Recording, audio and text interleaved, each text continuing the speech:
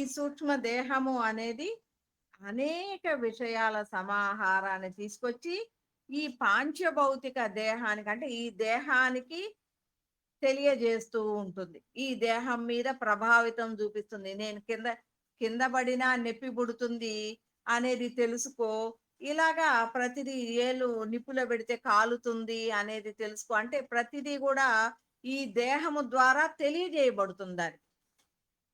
ఈ దేహానికి రుచి చూపించి అది తెలుసుకుంటూ ఉంటుంది. అంటే ఈ దేహానికి మాత్రమే నేను అనుకుంటుంది కాబట్టి, దేహముతోనే ఆ పనులన్నీ చెయ్యాలి. తాను ఇండివిడ్యుయల్‌గా చేసిన అనుభవ జ్ఞానము అనేది తను తీసుకోదు. ఈ దేహానికొచ్చిన అనుభవ జ్ఞానమే తన యొక్క జ్ఞానంగా తీసుకుంటుంది. అందుకని మనమందరము ఏం చేస్తున్నాం, ఈ దేహం ఉన్నప్పుడే మనము ఈ ఆత్మ జ్ఞానము అనేది చేసినప్పుడు ఈ దేహముతో ఉన్న అనుసంధానమైన ఆత్మ స్వరూపము అనేది ఈ దేహము అంటే ఈ పాంచభౌతిక దేహము మన ఆత్మ స్వరూపము రెండు కలిసి ప్రయాణించేదే జీవన్ముక్త అంటే ఈ జీవం ఉండగానే విముక్తి చెందిన ఈ దేహ భావనలు అవ్వచ్చు మన చుట్టూ ఉన్న అనేకమైన మహ్యం మేధాం ప్రజ్ఞాం ఇవన్నీ కావచ్చు వీటన్నిటి నుంచి విముక్తి చెందాలి అంటే ఈ దేహము యొక్క కనెక్టివిటీ అంటే ఏమనుకుంటుంది ఈ సోలు ఈ దేహమే నేను అనుకుంటుంది కాబట్టి ఈ దేహానికి అన్ని అవగాహన చేస్తుంది కాబట్టి ఇప్పుడు ఇంతకుముందు ఏమీ తెలియని నేను ఇప్పుడు ఈ దేహముతో తెలుసుకున్నాను ఈ దేహములో ఉన్న జీవాత్మ పరమాత్మ స్థితి యొక్క లక్షణాలనన్నిటినీ కూడా తెలుసుకుంటూ పరమాత్మ స్థితికి ఎదుగుతూ ఈ జీవాత్మ ఈ జీవుడు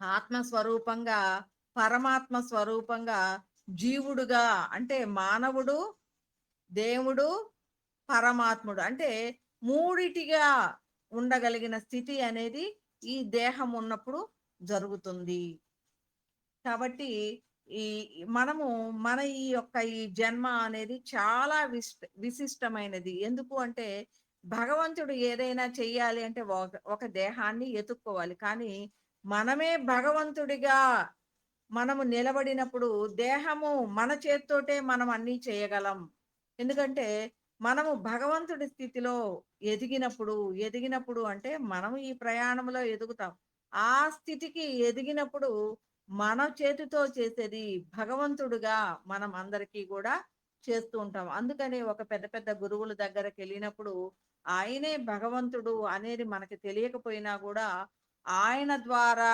ఆయన ద్వారా స్ఫురింపబడుతూ చేసేది అన్నీ కూడా భగవంతుని యొక్క కారణమైన స్థితిగతులే ఆయన చుట్టూ జరిగేయన్నీ కూడా భగవంతుని యొక్క కారణమైన స్థితిగతులే ఆ భగవంతుని యొక్క ఆలోచనలే మనకి నడిపిస్తున్నాయి తన చుట్టూ నడిపిస్తున్నాయి అనేది మనకి అర్థమవుతుంది కాబట్టి ఆ స్థితిగతులకి మనం కూడా చేరుకోవాలి అనంటే మనము ఈ ఆత్మ జ్ఞానం మీద చక్కగా దృష్టి పెట్టి మన ఈ ప్రయాణము అనేది చెయ్యాలన్నమాట కాబట్టి ఇప్పుడు ఈ సూక్ష్మ దేహము అనేది ఎంత విశిష్టమైనది అంటే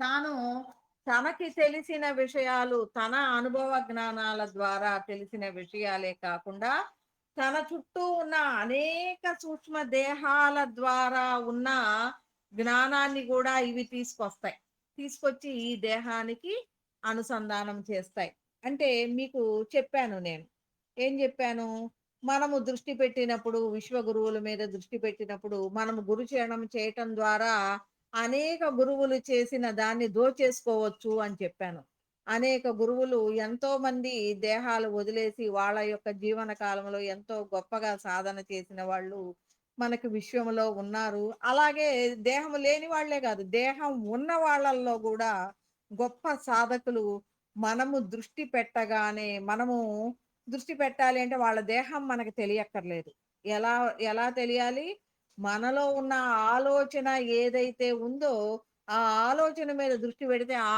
ఆలోచనకి దగ్గరగా ఉన్న గురువు దానితో కనెక్టివిటీ అవుతాడు దేహం ఉండొచ్చు కానీ ఆయన స్వరూపం దానితో కనెక్టివిటీ అయ్యి దాని ద్వారా మనకు ఆ జ్ఞానాన్ని ఇస్తారనమాట అలాంటి స్థితిలో నేను ఇదైన మార్గంలోకి వచ్చిన తర్వాత చాలామంది గురువులు కొంతమంది ఈ దేహముతో ఉండి వాళ్ళు కూడా కొన్ని సిద్ధాంతాల ద్వారా నడిపించబడుతూ వాళ్ళదైన ఆధ్యాత్మిక మార్గాలు నడిపించబడుతూ ఉన్నవాళ్ళు సోల్ లెవెల్‌లో కనెక్టివిటీ అయ్యి మనని పిలిపించుకున్నారనమాట. అంటే ఎలా ఉంటుంది అనంటే, ఈ దేహము ఉండొచ్చు, లేకపోవచ్చు. కానీ ఆ యొక్క భగవంతుడి కనెక్టివిటీ మన స్పందనకి ప్రతిస్పందనాత్మకమైన ఎంతోమంది గురువులు మనకి కనెక్టివిటీ అయ్యి, వాళ్ళ జ్ఞానాన్ని మనకి అందిస్తారు. వాళ్ళ జ్ఞానాన్ని మనలో చక్కగా ఈ షట్చక్ర విన్యాసం ఎనలైట్ చేసుకొనుంటే మనలో లయం చేస్తారు. కాబట్టి అలాంటి స్థితిగతులు కావాలి అంటే ఈ గురు చరణాన్ని ఎక్కువగా చేయటం ద్వారా మనము ఈ దృష్టి పెట్టినప్పుడు అనేక గురువుల యొక్క లయము అనేది జరుగుతూ వాళ్ళ జ్ఞానమే మన జ్ఞానము అవుతుందన్నమాట. ఇలాంటి స్థితిగతులలో మన ప్రయాణము అనేది జరగాలి అనేది మీరందరూ కూడా చక్కగా గురు చరణాన్ని, షట్చక్ర విన్యాసాన్ని చేయండి. తర్వాత ఇప్పుడు ఇంకా కొన్ని విషయాలు. ఇప్పుడు మనము చక్కగా నేను నెల్లూరొచ్చాననుకోండి. లత గారింటికో, సుగుణ గారింటికో వెళ్ళాననుకోండి. బాగా చక్కగా వంటలు చేసి పెట్టారు. ఒక పూట ఒకళ్ళింట్లో, ఇంకొక పూట ఇంకొకళ్ళింట్లో భోంచేశాను నేను. భోంచేసిన తర్వాత నేనింటికొచ్చాను. ఇంటికొచ్చిన తర్వాత లతగారు వండిపెట్టిన ఆ కూర చాలా బాగుంది. సుగుణ వండిపెట్టిన ఈ పాయసం చాలా బాగుంది. ఇంతకుముందు నేను అలాగా ఎప్పుడు ట్రై చేయలేదు. నాకలా కుదరలేదు. తను ఈ రకంగా వండింది. చాలా బాగుంది. అది తిన్నప్పుడు నేను గ్రహించాను. ఎందుకు అంటే తింటూ ఉంటాం గాబట్టి దాదాపు అడిగే పని లేదు. దాన్ని మనకి దాన్ని చూడగానే కొంత తెలుస్తూ ఉంటుంది. వంట చేయటం వచ్చు గాబట్టి. సరే. ఏదైనా సరే అని నేను ఈరోజు లతగారు వండిన కూరని, సుగుణ గారు వండిన పాయసాన్ని వండాలనుకున్నాను. వండాలనుకోని దాన్ని ఏవేవైతే కావాలో అని నేను పూర్తిగా వాళ్ళ మీద దృష్టి పెట్టాను. అలాగే ఆ కూర రావాలి. ఎప్పుడైతే నేను దృష్టి పెట్టానో, అక్కడ ఆ కాన్షియస్ అనేది నాలో యాక్టివ్ అయ్యి, కరెక్ట్‌గా ఏ కూరైతే తింటూ ప్రతిదాన్ని పరీక్షించుకుంటూ తిన్నానో, ఆ రుచిని టేస్ట్ చేశానో, ఆ రుచులన్నీ వచ్చే విధంగా నేను ఆ వంట చేసినప్పుడు సేమ్ యాజ్ ఇట్ ఈస్‌గా తన యొక్క కాన్షియస్ అంటే తన సూక్ష్మ దేహము, నా సూక్ష్మ దేహముతో లయమయ్యి, తాను తన యొక్క అవగాహనని నాతో షేర్ చేసుకొని సేమ్ యాజ్ ఇట్ ఈస్‌గా దాన్ని నేను వండగలను. అలాగే ఎలా ఉంటుంది అంటే ఈ షేర్ చేసుకోవటము అనేది ఇప్పుడు వీళ్ళందరికీ కూడా ఎప్పుడూ ఈ సూక్ష్మ దేహము షేర్ చేసుకునే దానికి ఒక కథ చెప్తూ ఉంటాను. ఏంటి అంటే ఒక ఏమీ లేని పూర్తిగా ఈ జన్మలో తనకంటూ ఒక ఇది లేకుండా అడవిలో కట్టెలు కొట్టుకుంటూ బతుకుతూ ఒక చిన్న గుడిసెలో ఎంతో కొంత ఆ టైంకి ఏదో ఒకటి అంతో ఇంతో వండుకొని తింటూ బతుకుతూ ఉన్న వ్యక్తికి ఒకరోజు మంచి కల వస్తుంది. ఆ కలలో మహారాజు ప్రసాదము అందులో రాజమహల్‌లో తాను హంసతూలిక తల్పాల మీద పట్టు పరుపుల మీద పడుకున్నట్టు, పట్టు బట్టలు కట్టుకున్నట్టు, పంచవర్ష పరమాన్నాలతో భోజనం చేస్తున్నట్టు, తన చుట్టూ రాచ మర్యాదలు జరుగుతున్నట్లు ఇవన్నీ కూడా తాను గ్రహిస్తూ ఉన్నాడు. చూస్తూ కలగంటూ ఉన్నాడు. ఆ రాజుగా పట్టుబట్టలు ఎంత హాయిగా మెత్తగా ఉన్నాయి. ఈ తల్పాలు హంసతూలిక తల్పాలు ఎంత మెత్తగా ఉన్నాయి. ఇప్పుడు ఆ షడ్రసోపేతమైన భోజనము అనేది ఇంతకు ముందు తనకి పులిహోర గాదు గదా! ఒకటి 2 స్వీట్లు గూడా తిని ఉండని వ్యక్తి అన్నిటిని పేర్లు చెప్పుకుంటూ ఇది పులిహోర, ఇది దద్దోజనం, ఇది పాయసం, ఇది అరిసెలు, ఇవి మైసూర్ పాకు, ఇది బాదుషా, ఇది బర్ఫీ ఇలా రకరకాలైన పేర్లు చెప్పుకుంటూ ఆ స్వీట్‌ని ఆస్వాదిస్తూ తింటూ ఉన్నాడు. ఇప్పుడు మీరు ఏ ఇంగ్లాండ్ ఆళ్ళకో, ఎవరికో తీసుకొచ్చి మీ భోజనంలో చక్కగా ఇయన్నీ పెట్టండి. వాళ్ళకి వాటి పేర్లేమీ తెలీవు. వాటి రుచులు గూడా ఇంతకు ముందు వాళ్ళు తిని ఉండలేదనుకోండి. వాటికి వాళ్ళకి ఆ పేర్లు తెలీవు. తింటారు. ఓహ్! బావుంది, బావుంది అని అంటూ ఉంటారు. ఏంటి అని అదేంటో తెలీదు. జస్ట్ తిన్నప్పుడు రుచి తెలుస్తుంది. కానీ ఇక్కడ ఇతనికి ఇది పులిహోర, ఇది పాయసం, ఇది అరిసెలు, ఇది మైసూర్ పాక్ అనే పేరు పేరున తను తింటూ వాటి యొక్క టేస్ట్‌ని తెలిసి ఉన్న విధంగా తాను గ్రహిస్తూ ఉన్నాడు. కాసేపటికి మంచిగా తింటూ ఉన్నాడు. గబుక్కున మెలుకువొచ్చింది. తినేవాడు తనెక్కడున్నాడో అర్థం గాకుండా చూసుకునేసరికి, అయ్యో! మంచి కల మిస్ అయిపోయానే. అనవసరంగా బయటికి మెలుకువొచ్చింది. నేను మరలా నిద్రపోతాను అంటూ మరలా పడుకోవడానికి ట్రై చేస్తే కల రాదు. కానీ అలాంటి కల వచ్చినందుకు తాను ఎంతో ఆహ్, మె మెలుకువ వచ్చినందుకు తాను ఎంతో బాధపడుతూ మళ్ళీ ఈ కళను ట్రై చేయాలని 2, 3 రోజులు ట్రై చేస్తాడు. కానీ అది కుదరదు.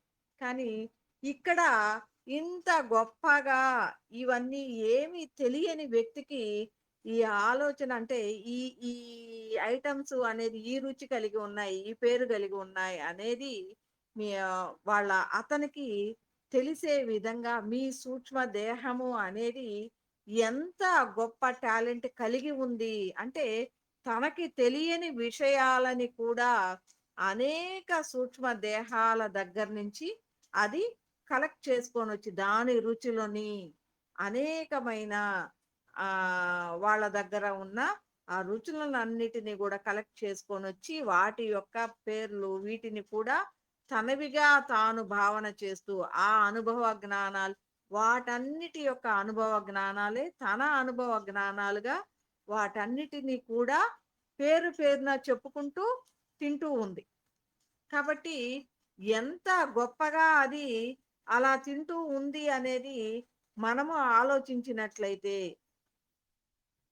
అది తనకి తెలియని వాటిని అంటే ఈ జన్మలో తనకి తెలియని వాటిని లేదు అనేక జన్మలుగా తాను అనుభవించి పుట్టి పెరిగి ఉన్న వాటిని కూడా అదైతే తనలోనే ప్రకాశంగా ఉంటుంది. కాబట్టి మనము నిద్రలో ఆ కాన్షియస్ అనేది కలిగి ఉంటాం. మనము నిద్రపోతూ ఉన్నప్పుడు మనకి ఈ జన్మ జన్మల కాన్షియస్ ఎందుకంటే కాన్షియస్ అనేదే కనెక్టివిటీగా ఉంటాం కాబట్టి మనము ఆ కాన్షియస్ కలిగి ఉంటాం కాబట్టి అది వెంటనే గ్రహిస్తుంది.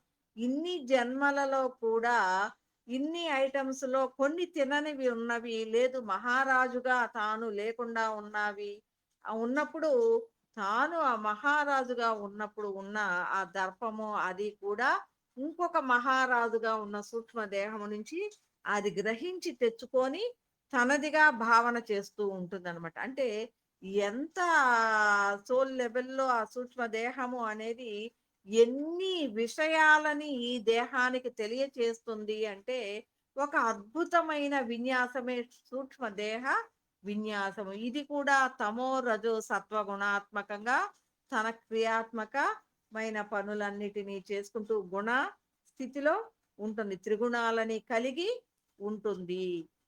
కలిగి ఈ దేహానమే నేను అని ఈ విషయాలన్నిటినీ కూడా దేహం మీద ప్రభావం చూపిస్తూ దేహానికి అన్ని విషయాలు తెలియచేయాలి. తెలియచేస్తేనే తనకి తెలుసు అనేది అది అలాంటి ఆలోచనని కలిగి ఉంటుంది కాబట్టి ప్రతిదీ కూడా దేహానికి తెలియచేసి దేహము ద్వారానే తన పనులు చేసుకుంటూ ఉంటుంది. కాబట్టి దీనిని సూక్ష్మ దేహము అని చెప్పుకున్నాం.